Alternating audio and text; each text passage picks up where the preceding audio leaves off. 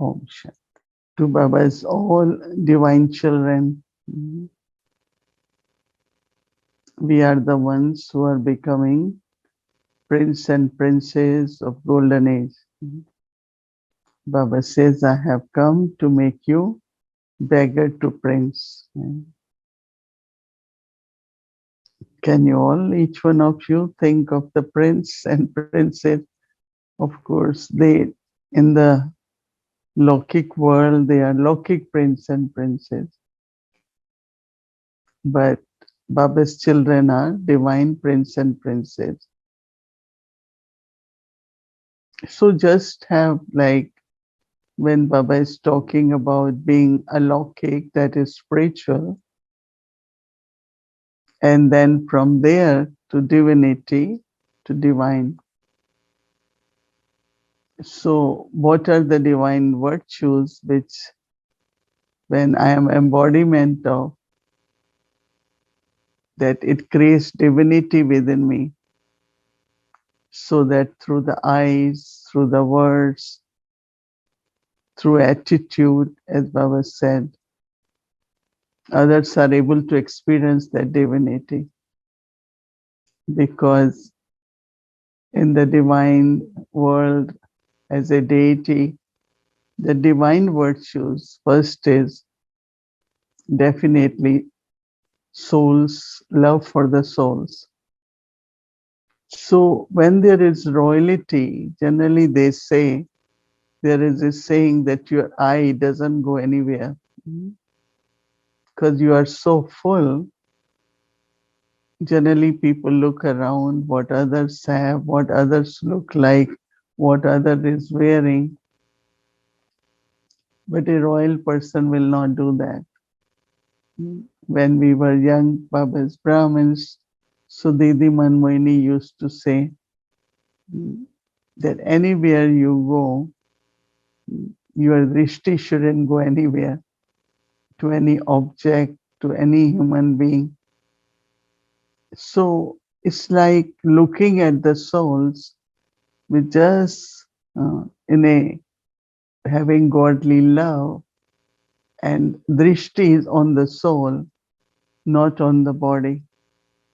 So that is what Baba said. It could be a very ordinary action, but your attitude is divine because of soul consciousness, or this feeling that they are also God's children.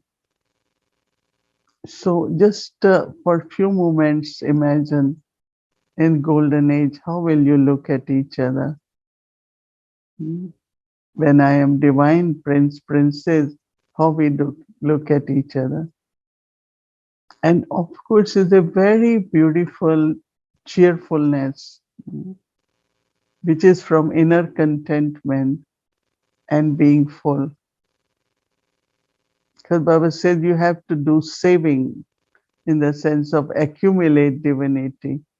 So when you accumulate divinity, you are becoming full.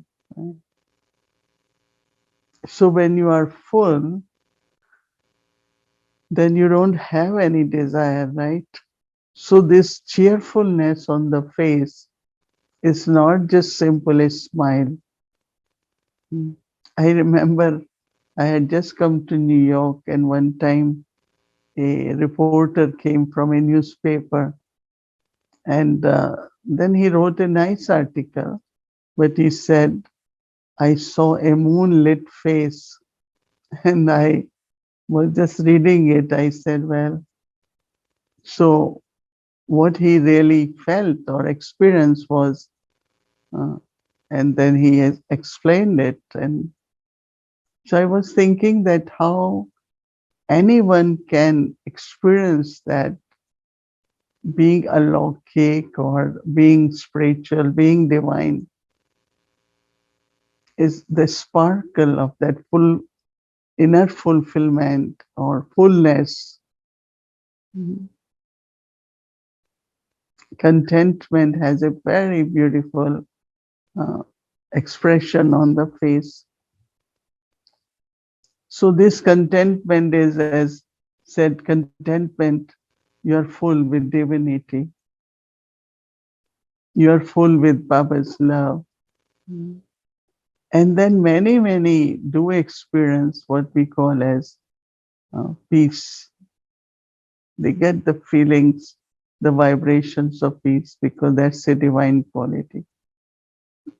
So whatever virtues we have, divine virtues, that is the divinity. And that divinity is experienced by others. And then, so it's expression on the face and whatever through drishti, attitude, they're not visible, but they can be experienced. Others do experience, and I have heard many times people comment on Dadi's presence, their drishti. So that's what Baba said. They have been given divine intellect and also divine drishti, divine eye.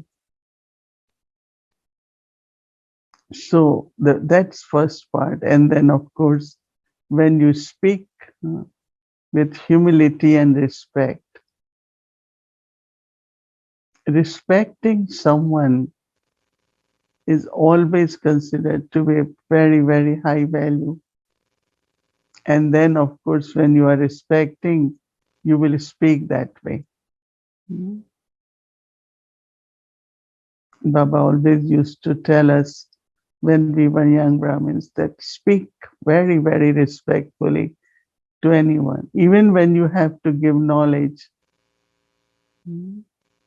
use appropriate words, do it in a gentle way, respecting that soul's faith, because everyone has their own faith and belief. So we have to respect that, but also tell what we understand and what we believe. I always tell when I have to talk that this is what I understand and I believe, and give them time to think what they want to accept, how much they want to accept. Because then whatever they will accept will be very natural for them to adopt, to inculcate. Uh, So it won't feel like pressure. Because these days everyone is so sensitive.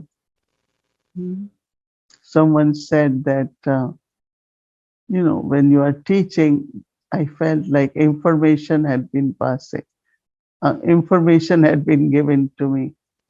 Uh, they didn't feel that it's coming from the heart. But also, they should never feel that they are being challenged for their beliefs or what they are. Because when we say in a way, which is royal way, I should say, or truth is truth, but truth also has to be given in a very polite, soft, gentle language, which I think helps souls, touches the souls, not only mind and intellect, but soul is touched. Yesterday we were discussing that when we came to Baba, like when I came, of course, there was no 7 days course, but we just loved sisters and we felt their divinity, we felt their honesty. So most of us said, oh, nobody remembered what we were told. But this whole vibrations of love and belonging and something was pulling, and then we came to Baba. And then we start understanding knowledge and recognition of Baba was happening, but there was natural pull. Right? I think most of you might have similar experience. And from there, what divinity, what appears is what we call as royalty. So royal person, uh, anything comes in front, doesn't really see that thing. But person who has desires, who wants still something, so eyes are wandering. because mind is wandering. So that natural stillness, because of not having desires, is a kind of royalty. Whatever, you know, whether we see objects, we see food, there is royalty into everything. And especially royalties have, all the royalties, even in Lokic world, have a lot of discipline. Mm. When they enter, where they sit, or they walk, what clothes they wear, or they, every step in their life has a very royal way. Discipline in the sense of, and they are trained to have that kind of royal way of living in the life. And even for interaction, in interaction, they are very humble. Our Dadi Prakashmani was the symbol of royalty, humility, and authority. She never used authority as a force, but her authority was because she was example. Lots of love, respect for everyone. So these kinds of norms, what we call it, social norms of divinity, is what the royalty is. Mm. So tomorrow, just feel yourself to be a prince, princess, and then you experience what inner royalty and outer royalty will be. Royalty is always giving, doesn't want anything, always bestow, always give. Mm. So our giving could be not necessarily outside, but it's in such a way which is so subtle. Mm. Having good wishes for everyone. It's very, very incognito, right? When you have uh, divine virtues, when you have divine life, divine eye, that itself is royalty. I think that some of you might have seen some of the idols of deities, right? Goddesses, gods and goddesses, or Lakshmi Narayan temple. They look so royal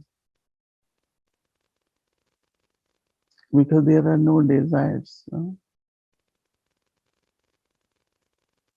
We know that every thought, I always feel that one is what I want, other is what Baba wants me. And at that moment, like every day, keep yourself so full that Baba looks at you. Mm. So it's a big question. Sometimes we think that who creates the part? My thoughts, my desires, or Baba gives me part. And when I have 100% faith in Baba, I know He loves me, loves each one of us. And that is why I like when Baba said that uh, your mind, your body, your wealth has to be used according to Srimad because you are the trustees. A trustee cannot just use whatever comes in the mind. You are the trustees, So what you have to think, you are trustee of your mind, elevated thoughts, pure thoughts, divine thoughts, remembrance of Baba. Hmm?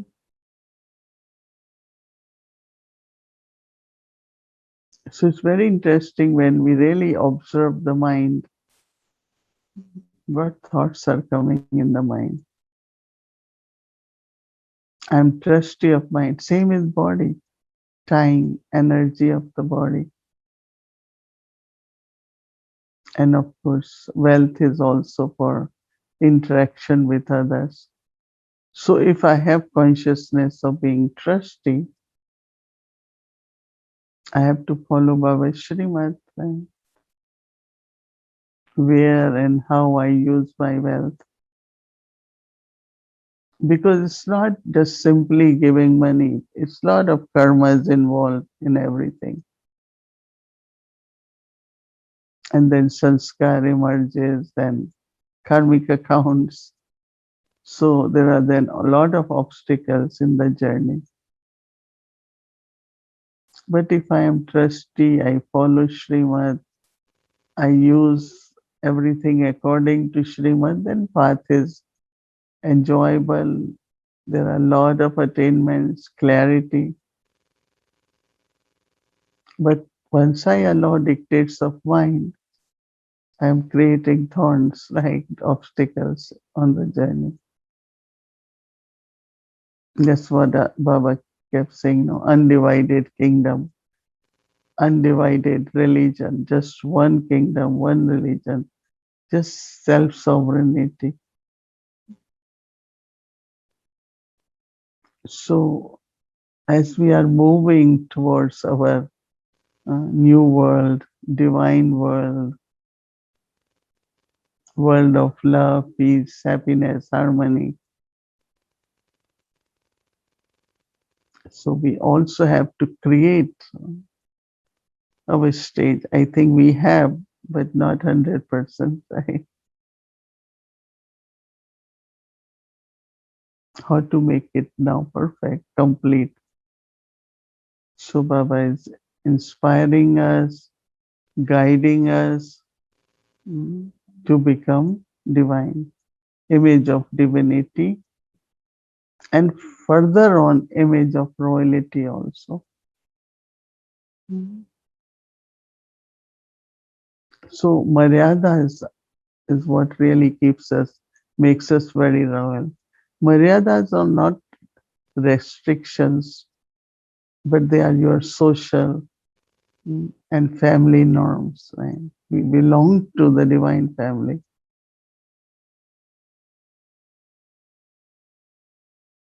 One is Brahmin family. I remember there was a time we always used to say Devi Parivar, divine family. And we always used to remember divine brother, divine sister, divine family, so that we remember our values, we remember divine virtues while interacting with each other. And if we really do that, relationships are very lovely. But we forget, then we start saying ordinary things and uh, use authority in wrong way.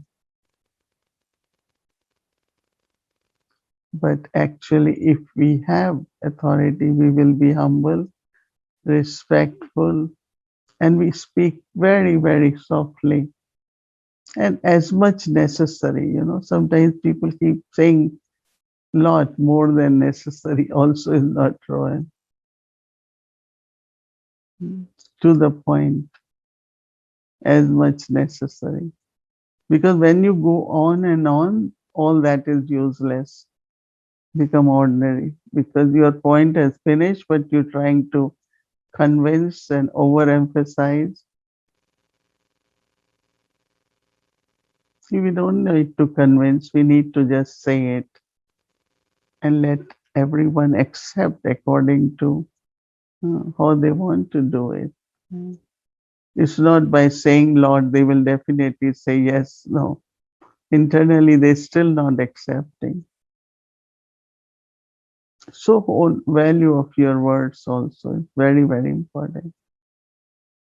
So let us emerge divinity and image of royalty. Om Shanti.